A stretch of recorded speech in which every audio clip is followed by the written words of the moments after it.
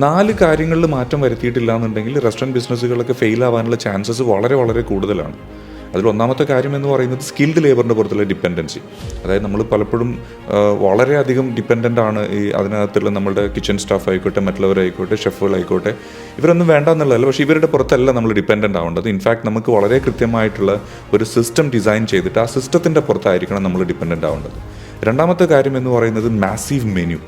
പലപ്പോഴും ഞാൻ കണ്ടിട്ടുള്ളൊരു കാര്യമാണ് പല റെസ്റ്റോറൻറ്റുകളും സെയിൽസ് കൂട്ടാൻ വേണ്ടിയിട്ട് മെനു വലുതാക്കുക എന്നുള്ളത്. ഇൻഫാക്ട് നിങ്ങൾക്ക് അനലൈസ് ചെയ്താൽ മനസ്സിലാവും 80% of your business and your profits are coming from വെറും 20% കാര്യങ്ങളിൽ നിന്ന്, അല്ലെങ്കിൽ നിങ്ങളുടെ മെനുവിലുള്ള 20% ഐറ്റത്തിൽ നിന്നാണ് നിങ്ങളുടെ 80% പ്രോഫിറ്റും വരുന്നത്. അപ്പോൾ അത് നിങ്ങൾ അനലൈസ് ചെയ്ത് ഒപ്റ്റിമൈസ് ചെയ്തുകൊണ്ടിരിക്കണം. മൂന്നാമത്തെ കാര്യം എന്ന് പറയുന്നത് നമ്മൾ അഗ്രിഗേറ്റർ മോഡൽസ് ഉണ്ട്. അപ്പോൾ അതിനൊരിക്കലും നമുക്ക് ഇഗ്നോർ ചെയ്യാൻ പറ്റില്ല. ഇപ്പോൾ ഇന്ത്യയിലാണെന്നുണ്ടെങ്കിൽ സ്വിഗ്ഗി, സൊമാറ്റോ പോലുള്ള പ്ലാറ്റ്ഫോംസ്, മിഡിൽ ഈസ്റ്റിലാണെന്നുണ്ടെങ്കിൽ നൂൻ, തലബാത്ത്, ഹങ്കർ സ്റ്റേഷനൊക്കെ പോലുള്ള പ്ലാറ്റ്ഫോംസ്, ഇതിനൊന്നും നമുക്ക് ഇഗ്നോർ ചെയ്യാൻ പറ്റില്ല. കാരണം അവിടെയാണ് കസ്റ്റമേഴ്സ് ഉള്ളത്. അപ്പോൾ സ്വാഭാവികമായിട്ട് നമ്മളെ ബിസിനസ്സുകൾ നമ്മൾ എന്ത് ചെയ്യണം, നമ്മളെ ബിസിനസ്സിനെ നമ്മൾ കംപ്ലീറ്റ്ലി റീ എഞ്ചിനീയർ ചെയ്യണം.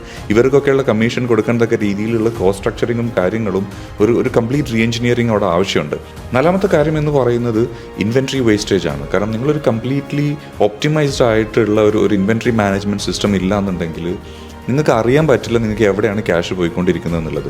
സോ മിനിമൽ ഇൻവെൻട്രിയിൽ നിന്നും നിങ്ങൾക്ക് എങ്ങനെ മാക്സിമം ഔട്ട്പുട്ട് ജനറേറ്റ് ചെയ്യാൻ പറ്റും എന്നുള്ളതാണ് നിങ്ങൾ നോക്കേണ്ടത്. ഇൻഫാക്ട് റെസ്റ്റോറൻറ്റ് എന്ന് പറയുമ്പോൾ it is not just about food, it's a business. അപ്പോൾ അതിനെ നിങ്ങൾ ബിസിനസ് ആയിട്ട് തന്നെ കൺസിഡർ ചെയ്യണം.